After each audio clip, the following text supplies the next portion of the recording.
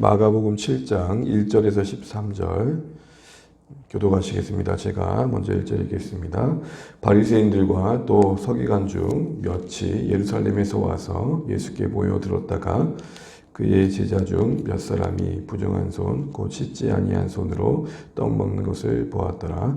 바리새인들과 모든 유대인들은 장로들의 전통을 지키어 손을 잘 씻지 않고서는 음식을 먹지 아니하며 또 시장에 돌아와서도 물을 뿌리지 않고서는 먹지 아니하며 그 외에도 여러 가지를 지키어 오는 것이 있으니 잔과 주발과 녹그릇을 씻음이로라. 이에 바리새인들과 서기관들이 예수께 묻되 어찌하여 당신의 제자들은 장로들의 전통을 준행하지 아니하고 부정한 손으로 떡을 먹나이까? 이르시되 이사야가 너희 외식하는 자에 대하여 잘 예언하였도다. 기록하였으되 이 백성이 입술로는 나를 공경하되 마음은 내게서 멀도다. 사람의 계명으로 교훈을 삼아 가르치니 나를 헛되이 경배하는도다 하였느니라. 너희가 하나님의 계명은 버리고 사람의 전통을 지키느니라. 또 이르시되 너희가 너희 전통을 지키려고 하나님의 계명을 잘 저버리는도다.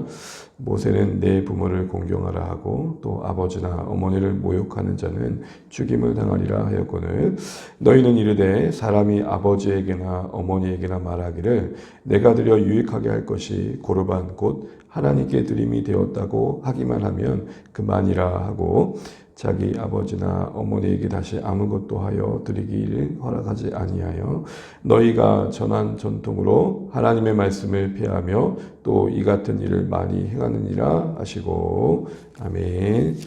네, 인사드리겠습니다. 저는 안녕하십니까. 네, 일상으로 회복하기 쉽지 않은 것 같습니다. 네. 오늘 본문의 말씀은 이제 예수님께서 서기관들과 바리새인과의 그 논쟁 속에서 또 복음의 본질에 대해서 말씀해 주시는 내용인데요. 오늘 1절에 보게 되면은 이 서기관과 바리새인들은 예루살렘에서 왔다 그럽니다. 소위 예루살렘에서 보낸 오늘식으로 표현하자면 진상위원회 정도 될 것 같습니다. 예수님의 가르침과 그 행하신 일들이 예루살렘까지 들려졌겠죠. 그리고 그 제자들의 어떤 활동들이 아마 보고가 됐을 겁니다. 그러면서 예루살렘에서는 이 부분을 좀 자세히 살펴봐야겠다 싶었던 것 같습니다. 그러면서 지켜보는데 뭐 하나 걸릴 것 없나라는 시선이었겠죠. 그러던 중에 그들이 장로들의 어떤 전통과 정결 규례를 어긴 걸 발견하게 됩니다. 문제 제기를 하게 됩니다. 본문은 그 일로 일어난 논쟁에 대한 이야기인데요. 서기관들과 바리새인들이 제기한 문제가 무엇입니까? 우리가 5절 말씀만 다시 한번 읽어보겠습니다. 5절입니다. 시작. 이에 바리새인과 서기관들이 예수께 묻되 어찌하여 당신의 제자들은 장로들의 전통을 준행하지 아니하고 부정한 손으로 떡을 먹나이까? 그들이 제기한 문제는 왜 씻지 않는 손, 다시 말해 부정한 손으로 떡을 먹느냐라는 것입니다. 왜 이 행위가 문제가 된 겁니까? 5절에서 언급한 것처럼 그것은 장로들의 전통을 어긴 행위였기 때문에 그렇습니다. 우리가 읽지는 않지만 3절, 4절을 보게 되면은 바로 여러 가지 장로들의 전통과 유전에 대한 이야기가 나옵니다. 그 전통 안에는 어떤 게 있었습니까? 음식을 먹기 전에는 손을 씻어야 된다. 그리고 시장에 돌아와서는 몸에 물을 뿌려야 된다. 쉽게 말하면 샤워를 해야 된다는 거죠. 이렇게 그 외에도 관련된 여러 가지 정결 의식들을 지켜야 했던 것입니다. 가만히 생각해보면 우리가 그 시대 사람이었으면 참 불편했겠다. 물론 우리가 예를 들어서 식사하기 전에 손을 씻는 거 마땅히 해야 되는 거죠. 가끔 깜빡할 수도 있잖아요. 근데 그게 문제가 됐다는 겁니다. 원래 이 손을 씻는 행위는 제사를 드릴 때 제사장들에게 요구되었던 겁니다. 쉽게 말하면은 바리새인들은 그 율법에 정해진 규정을 자신의 삶에서 좀 더 엄격하게 지키기 위해서 언제 어디서 어떻게 부정한 것에 접촉할지 모르는 일상을 살다 보니까 이를 자기들의 일상 속에 확대 적용했던 거죠. 그러니까 좀 더 높은 수준의 삶을 추구했던 것입니다. 이처럼 장로들의 유정을 정한 취지는 처음에는 말씀을 잘 지켜봐야겠다. 말씀의 수준대로 좀 살아봐야겠다라는 열심과 열정이었습니다. 그 자체로 문제될 게 하나도 없었습니다. 그러나 항상 그 열정이 문제였습니다. 높은 수준을 자발적으로 추구했던 그 열심, 그 열정의 행위가 자신들을 조금 더 하나님 앞에서 다듬어가고 변화시켜지는 방향으로 가면 참 좋았을 텐데 점점 너는 왜 그걸 못하니? 라는 타인을 마구 정죄하고 배척하는 오만한 사람들을 만들었다는 게 문제인 것입니다. 오늘 본문의 상황을 적용해 보자면 이렇습니다. 왜 너희는 안 씻니?가 아니라 아이고 깜빡했구나. 이 씻을 물이 여기 있으니 씻으면 어떨까? 이렇게 하는 이유는 우리가 일상 속에서 어떤 경우에도 어떤 이유로도 부득불 우리도 의식하지 못한 채 부정한 것에 손을 다할 수 있으니 말씀의 원리를 살기 위해서 우리가 이렇게 하면 좋겠다. 여차저차하니 이런 의도를 가지고 하는 것들이니 깜빡하지 않고 하면 좋겠다 하고 물을 갖다 주면 얼마나 좋습니까?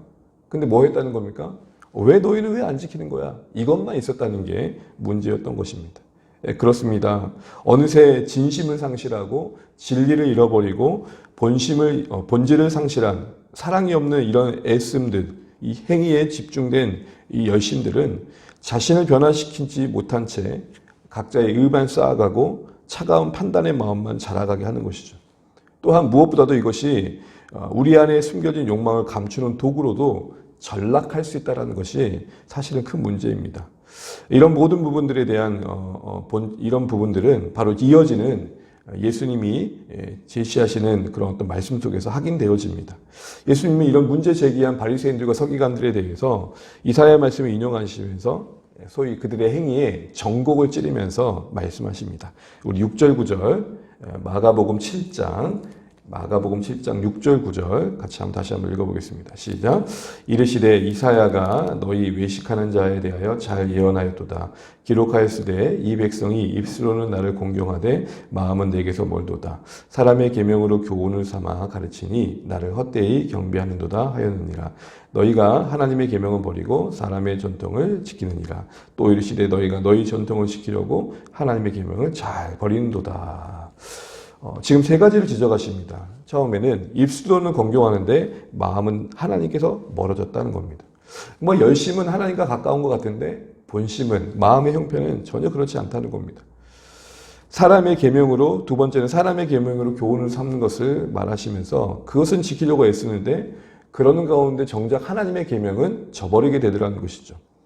결과적으로 그래서 세 번째 말하는 것은 너희는 나를 헛되이 경배하고 있다라는 말씀으로 오늘 이 문제를 제기하는 그들에게 말씀하십니다. 아마 이런 예수님의 지적은 그들의 입장에서 납득하기가 쉽지는 않았을 것 같습니다. 왜 그렇습니까? 누구보다도 열심히 있었거든요. 그렇잖아요. 누구보다도 최선을 다하고 있는데 누가 와서 뭐라고 얘기하면은 잘 들리지 않습니다. 무엇보다도 그들이 열심히 낸다는 목적이 무엇이었습니까? 장로들의 유전을 만든 그 취지대로 하나님을 좀 더 잘 경배하고자 하는 목적이었습니다. 그런데 정작 그것을 받으시는 하나님 입장에서는 헛되이 경배하는 거라고 말씀하시니 얼마나 당황스럽겠습니까? 만약 그 현장에 있었다면 이렇게 얘기할 것 같습니다. 아, 우리가요? 아마 반문했을 것 같습니다.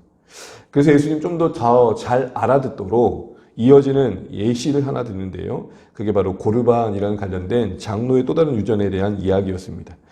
좀 더 잘 알아듣도록 10절부터 13절에 예시를 드는 내용이 있는데요. 다시 한번 10절부터 13절 한번 다시 한번 읽어보겠습니다. 10절부터 13절입니다.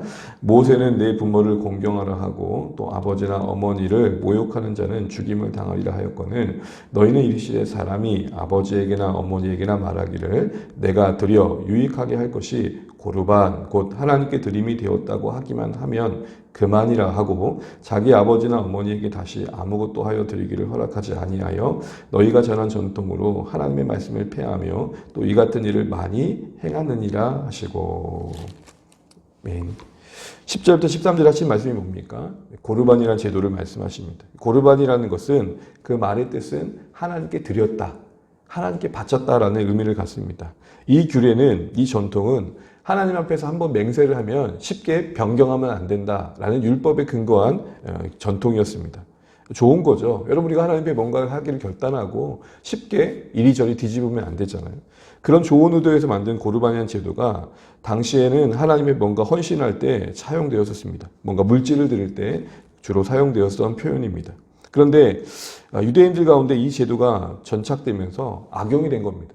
교묘하게 위선을 나타내게 됐다는 것입니다. 무슨 말이냐면 부모님이 도움이 필요한데 자식은 부모를 돕지 않은 마음을 감춘 채 고르반이라고 하고서 돕지 않았다는 겁니다. 왜죠? 고르반 그러면 이 물질은 하나님께 드려졌기 때문에 건들 수 없습니다 라는 것이죠. 이것을 명분 삼아서 어떻게 했던 겁니까? 부모를 부양해야 할 책임에서 면제되었던 겁니다. 공식적으로.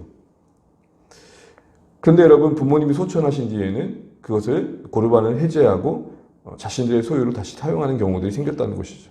무슨 말입니까? 하나님께 바쳤다는 명분으로 정작 부모를 섬겨야 할 행위들을 간과했다는 것입니다. 어느 크리스찬 기업의 회장이 세금 문제 때문에 곤혹스러운 일이 있었다고 합니다. 자세한 사항은 제가 대충 읽어본 내용은 그렇습니다. 들어본 내용은 세금을 안 내니까 세금을 추징하는 기관에서 왔겠죠. 찾아와가지고 보통 그러면 이제 집을 다 지지잖아요. 근데 금고에 큰 돈이 있었던 거예요. 근데 이 회장이 당황하면서 이건 절대 건들면 안 된다. 그러면서 하는 말이 이거는 헌금해야 될 거다. 바로 이런 맥락에서 오늘 이 본문을 생각해 보면 비슷한 상황인 것입니다. 그럼 결과적으로 지금 이들이 고르반하면서 뭘 어긴 겁니까? 부모를 공경하고 부모를 사랑해야 되고 또 부모를 섬겨야 되는 것을 어긴 겁니다. 결국은 물질로 부모에게 수치를 끼치게 된 것이죠. 말씀을 저버린 결과를 만들었던 것입니다. 예수님이 이렇게 고르반이라는 제도를 예를 들면서 그들이 전통을 지키다가 말씀에 불순종한 예를 들고 있고 더하여 그 중심에 자신들의 욕망을 합당히 정당화하는 그런 제도 아래 숨어 정당화하는 악용하는 예를 들었던 것입니다. 그 중심에는 인간의 악한 본성이 감춰져 있던 것이죠. 이와 같이 부정한 손이라고 씻지 않고 먹는다라는 정죄의 이면엔 하나님의 계명인 용납과 국률이 없다라는 같은 맥락에서 지적을 하셨던 것입니다. 전통을 절대화하는 가운데 말씀의 원리가 상실되었다는 것입니다. 여러분, 뭐가 부정한 겁니까? 사실 부정한 거는 손을 씻지 않고 먹은 게 부정한 게 아니고 씻기지 않는 마음으로, 깨끗하지 않은 마음으로 욕망을 품은 채 선한 것을 악용하는 게 더 여러분 부정한 게 아니겠습니까?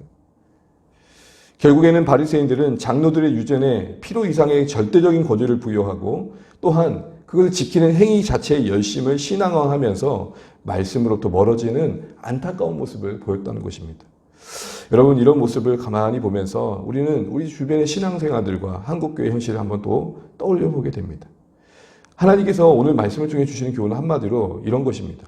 형식주의와 전통주의에 우리 신앙이 매몰되면 안 된다. 형식과 전통주의를 주의해야 된다라는 겁니다. 여러분, 본질과 진심을 상실한 형식주의는 우리에게 늘 찾아올 수 있는 것입니다. 무엇이든지 본질을 잃으면 변질됩니다. 하나님을 향한 경건의 행위조차도 진심이 없고 중심이 없고 진리가 빠지면 마치 알맹이 없는 껍데기처럼 메마른 종교 행위로 귀결될 수밖에 없음을 우리는 알아야 됩니다. 그 사람의 중심과 내면이 그러기에 하나님과 올바른 관계가 있다는 것을 우리의 행위가 보장해주지 않는다는 겁니다. 야, 저 사람 열심히 쓰니까 마음으로도 하나님을 사랑하겠지? 그게 같이 가면 좋은데 꼭 그러지도 않을 수 있다는 것을 우리는 볼 수 있어야 된다는 것이죠.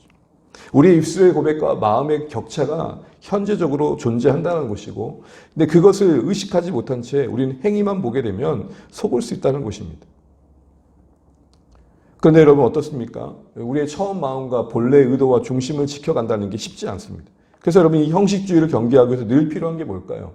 늘 우리 자신을 감찰하는 겁니다. 우리의 행위가 이루어져 간 과정 속에서 우리 마음의 동기를 늘 점검해야 됩니다. 여러분, 그래서 기도한다는 건 다른 게 아닙니다. 우리가 기도한다는 것은 그 일을 하는 가운데 내 마음을 하나님 앞에서 점검하는 것입니다. 철저한 계명 준수보다 더 중요한 것은 하나님과의 진실한 사귐이 바로 여기에 그 이유가 있는 것입니다. 마음에서 하나님께로부터 멀어진 상황을 그대로 둔 채 행위가 하나님께 가까워졌다고 그 사람의 신앙의 진실함이 보장되는가? 그렇지 않다는 것입니다. 예를 들어서 그래도 주일 예배는 드렸다, 이 정도에 머물 게 아니라 내가 어떤 마음으로 예배를 드렸는가를 살펴야 된다는 겁니다. 욕망과 탐심은 그대로 둔 채 시키지 않은 채 예배의 형식을 따라 동참하고 참여했다고 난 예배 드렸다 생각하는 건 잘못된 생각이라는 것이죠.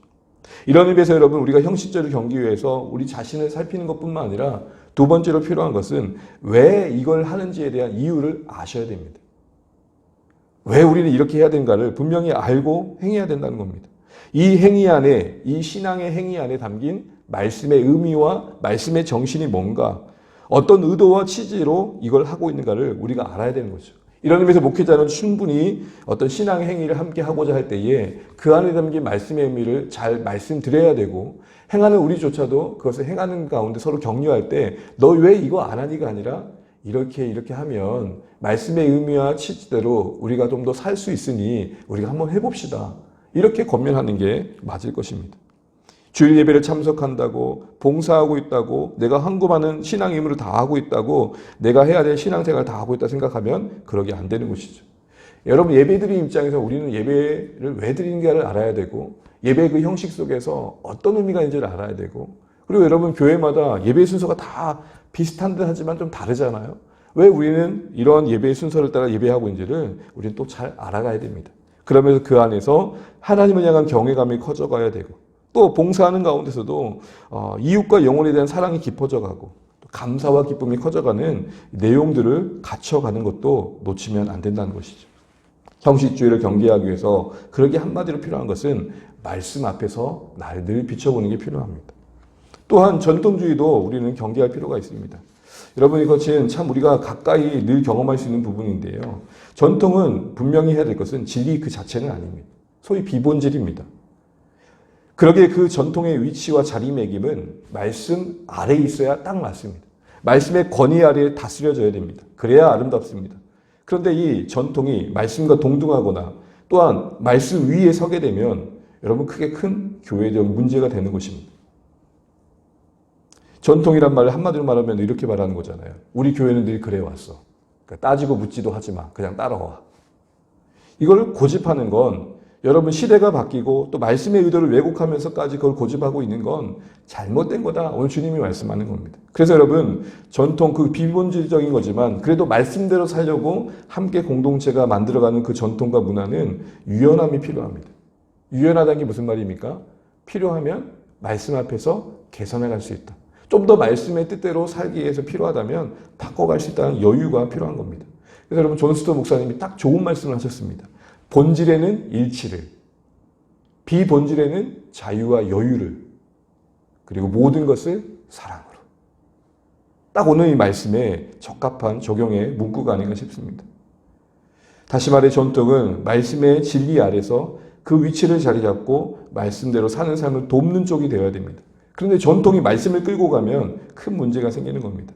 전통이 도리어 말씀대로 사는 삶의 걸림돌이 되어버리고 있다면 문제의식을 가지고 바꿔가야 됩니다. 또한 좋은 전통이라 하더라도 시대가 바뀐 상황 속에 우리가 말씀대로 사는 삶에 더 도움이 되는 쪽으로 나아갈 수 있다면 개선해 갈 수도 있어야 됩니다. 쉽게 말해 전통에 사로잡히는 게 교회가 아니라 말씀 그 본연의 뜻과 정신에 어떻게든 부합하려고 애쓰는 게 이 시대 속에서 변화된 삶 속에서 적용해 가려고 노력하는 게 우리의 모습이어야 한다는 것이죠. 사람이 만든 법이 아니라 하나님의 말씀대로 살아가야 되기 때문에 그렇습니다. 그런데로 여러분 우리 주안의 교회가 이제 걸음을 걸어가면서 이 부분에 있어서 함께 고민해 갈 필요가 있습니다. 무슨 말입니까? 이제는 우리가 어떤 오래된 연륜이 쌓인 교회이기보다는 쌓아가는 교회다 보니까 이왕이면 그 첫걸음이 하나님의 뜻에 맞게 아름다운 문화들을 만들어갈 필요가 있다는 것이죠. 그럼에도 우리가 주변 한국교회를 보게 되면은 참 안타까운 문화들이 많습니다. 처음 취지와 다르게 왜곡되었음에도 불구하고 고집하는 문화들이 참 많습니다. 한 가지 문득 생각 들었던 게 그겁니다. 교회에 오면 이제 목사님들이 이렇게 넥타이를 메고 양복을 입고 설교를 하는 게 전형적인 모습입니다. 그렇지 않습니까? 어느 교회는 이게 좀 심화돼가지고 와이셔츠 칼라까지 지정합니다. 그래서 색깔이 있는 칼라를 입고 강단에 서면은 불견하다는 말을 합니다. 제가 있었던 교회 중에도 그랬었습니다. 하얀색을 입지 않으면 교육자답지 않다는 말을 들었습니다. 여러분 만약에 제가 새벽에 하얀색 아닌 파란색을 입고 서시면 불편하시겠습니까? 예배의 형식에 우리가 좀 더 경건한 마음으로 갖춰진 복장을 가지고 예의를 다하는 게 필요하지만 그게 지나쳐 복장 자체가 신앙이 되는 건 문제가 되겠죠. 또 한 가지 예를 들어볼까요? 여러분 임직자의 여러분 세워진 가정 속에 한국교회의 좋은 전통 중에 하나가 헌신을 고백하는 마음으로 교회를 사랑하는 마음을 담아서 헌금하는 문화가 있습니다. 저는 그 자체가 잘못되다고 보지 않습니다. 그런데 여러분, 처음에는 그 헌신의 본이 되어지고 교회를 사랑하는 마음을 했던 헌금의 문화가 정착되는 과정 속에서 악용되는 경우들을 보게 돼요. 어떤 경우래요? 교회 재정을 충당하는 쪽으로. 또 이것이 그런 가운데서 과도하게 일괄적으로 정한 금액을 제시하다 보니까 직분제로 세워진 과정 속에 물질이 너무 필요했던 겁니다. 그러다 보면 말씀의 정신을 어기는 경우가 생기더라는 것이죠. 여러분, 헌금의 말씀 정신은 뭡니까? 기쁨으로 각자 정한 분량에 따라서 하나님 주시는 마음을 따라 감사를 표현하는 겁니다. 근데 여러분, 일방적으로 금액을 정하고 이것을 하지 않으면 안 된다라고 얘기하는 것은 헌금의 정신을 어기는 거죠. 말씀의 정신으로 또 위반되는 거죠. 더하여 가난한 자를 배려하지 않은 그런 선택들이니 말씀의 정신과도 거리가 먼 것입니다. 이와 같이 한국교회 안에 모든 걸 다 바꿔야 된다 이렇게 말씀할 수 없지만 우리 스스로가 어느새 익숙해져 있지만 말씀의 본질로부터 벗어난 안타까운 현실들을 우리가 볼 수 있다는 것을 우리가 다시 한번 경계하면서 오늘 주님의 말씀처럼 형식주의를 주의하고 전통을 추구하는 전통주의를 경계하면서 우리가 본질을 붙들되 비본질에 대한 여유를 가지고 자유를 가지고 모든 것을 사랑으로 감당할 수 있는 우리 모습 되어질 수 있도록 오늘의 말씀을 다시 한번 곱씹어 보면 좋겠고, 또한 주안의 교회가 앞으로 걸음걸음들을 내디뎌 갈 때 정말 말씀을 잘 담아낼 수 있는, 말씀대로 신앙생활을 할 수 있는 그런 아름다운 문화들이 만들어 가져갈 수 있도록 우리 모두 애써주시고 기도하고 함께 동역해 가면 좋겠습니다. 교회가 뭔가 한 방향을 할 때 그걸 무조건 저건 뭐야가 아니라 말씀의 뜻대로 저렇게 하려는구나 라는 본질을 이해하시고 함께 가면 좋겠고, 그러면서 세대가 이어져 갈수록 말씀에 합당한 문화들이 잘 자리 잡아가는 주안의 교회 되었으면 좋겠습니다. 우리 개인의 신앙도 한번 생각해 보십시오. 내가 너무 형식주의와 전통주의에 붙들려 있지 않은지 돌아보시면서 늘 말마다 말씀 앞에서 개혁되어지고 갱신되어지는 그 말씀 아래서, 말씀 앞에서 우리 삶들이 만들어져 갈 수 있도록 세워져 가는 우리 모습 되시기를 주님의 이름으로 축복합니다. 찬양하시겠습니다. 찬송가 331장 다시 한번 같이 찬양하시면서 오늘 우리의 순종의 결단이 있으면 좋겠습니다.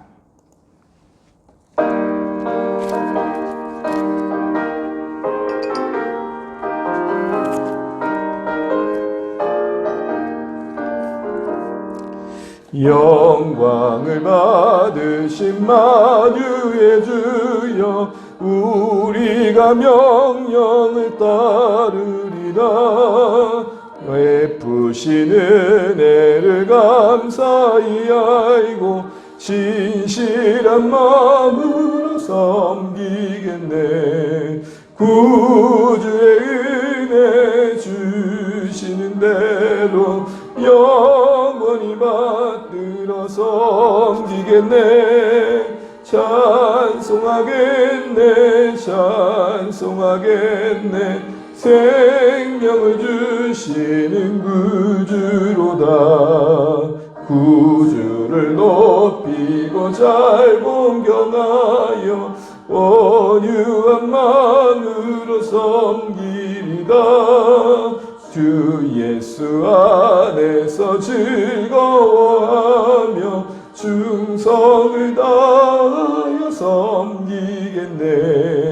구주의 은혜 주시는 대로 영원히 받들어 섬기겠네. 찬송하겠네. 생명을 주시는 구주로다.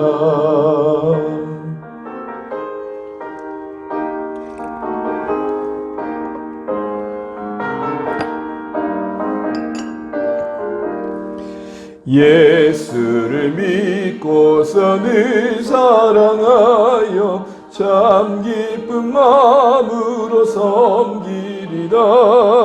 온 마음을 드리고 늘 순종하며 구주를 영원히 섬기겠네. 구주의 은혜 주시는 대로 영원히 받들어 섬기겠네. 찬송하겠네. 생명을 주시는 구주로다.